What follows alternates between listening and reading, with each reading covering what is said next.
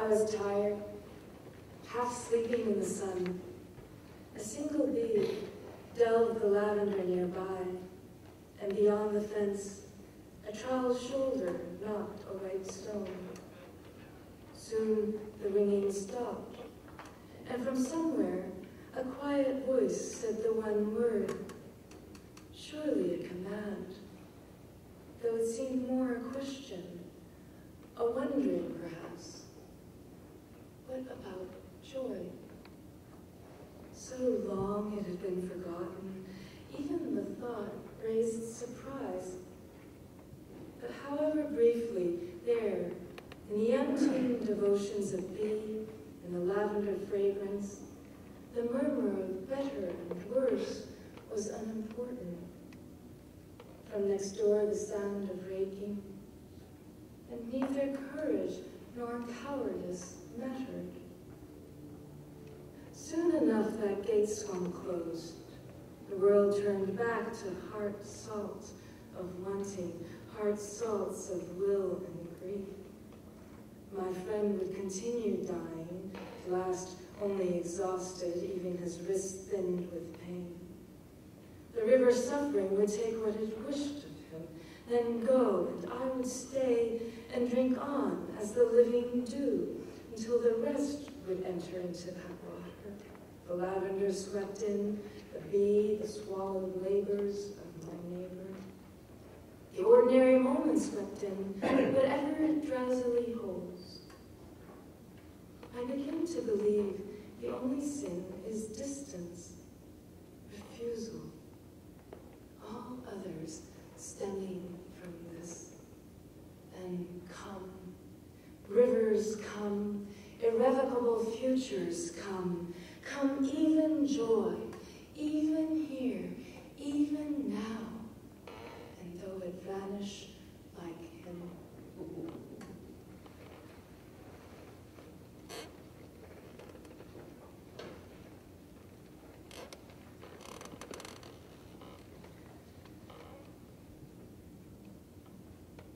I'd like to look at that pacing of this as well, because she takes us on quite a journey, right? I was tired. Can't manage much more than that, 3 words on the line. Very simple, right? I was tired. You can't say that more simply. Pause, rest, half sleeping in the sun. A single bee. It's very drowsy. It's consciousness alternating with unconsciousness, right? Between the lines, she's falling asleep. Then a sound penetrates, and sleep again in consciousness. Then a bee moves into her sight. Which will be very different to the height of consciousness we're brought to in the end, right? The awareness at the end. This continues for about half the poem, this kind of rhythm, sleepy, drowsy, half unconscious. If you draw an imaginary line through the middle of the poem, you'll notice that the first half has distinctly shorter lines. Do you see that? And that first long line, the murmur of better and worse, was unimportant. Beautiful for its murmuring, which is something you can lengthen without it changing that drowsy mood, right? Murmuring.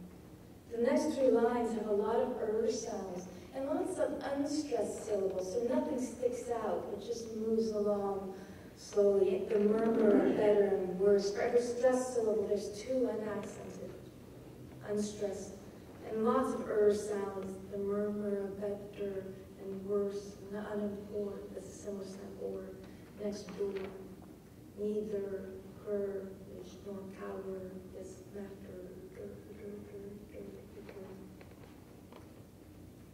A revelation, but then the gate swung closed, period. And now something else happens, which is very interesting.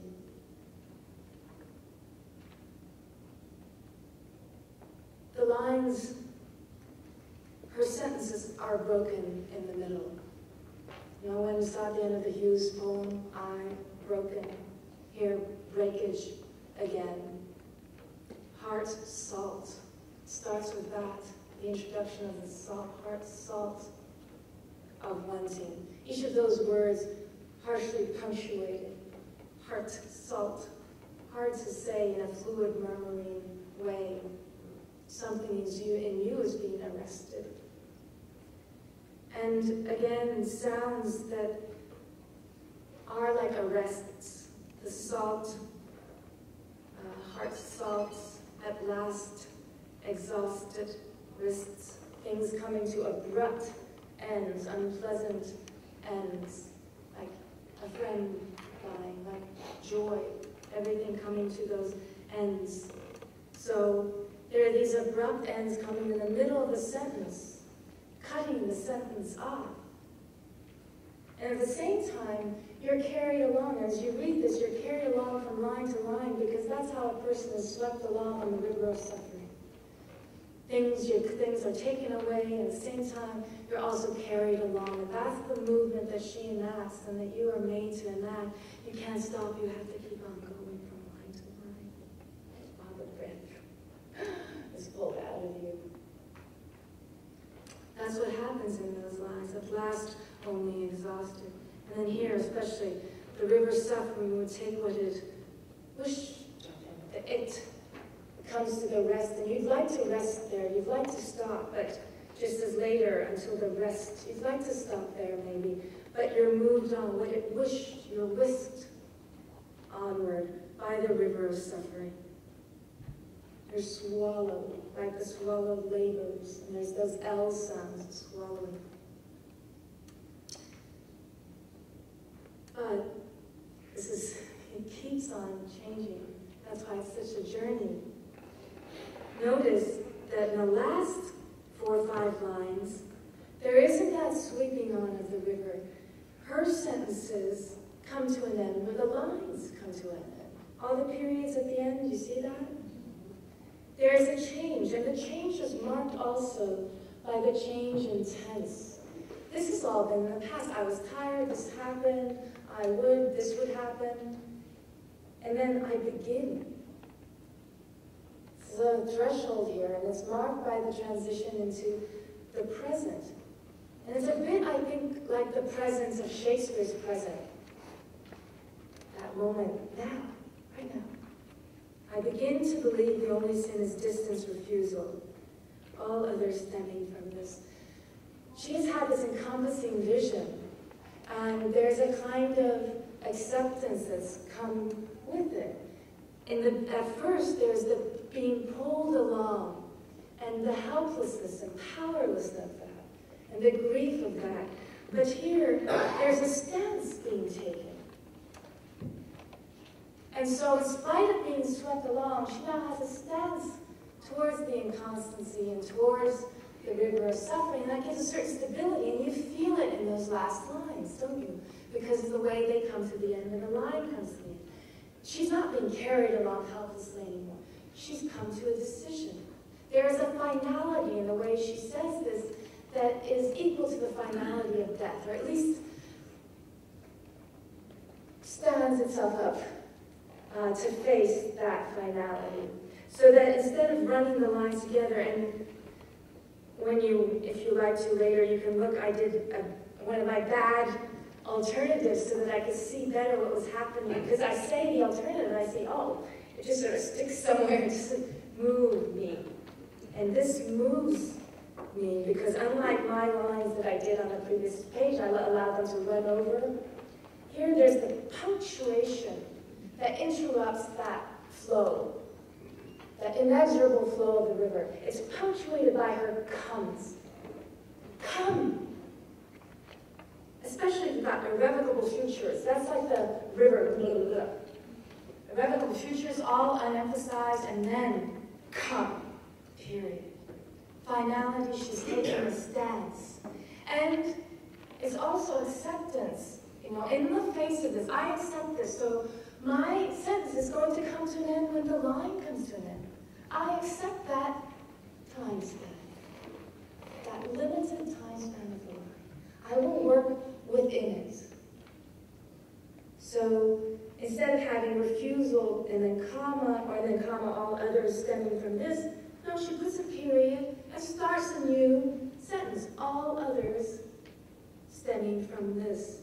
Then come, it ends at the line. Rivers come, irrevocable futures come, come, even joy, even now, even here. More stresses compared to unstressed, right? The come and then the come two against each other. Even just the little unstressed syllable in the end there, even. Joy, even now, even here. Double the amount of emphasis compared to slackness.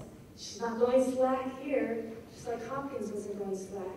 She's insisting on living in this moment, even now, even here, and you as the reader are summoning that energy in yourself, because to say that line with all its stressed syllables, you're speaking at a higher volume, you're extending the syllables, you're saying even now, even here. It's taking literally more life to say those words.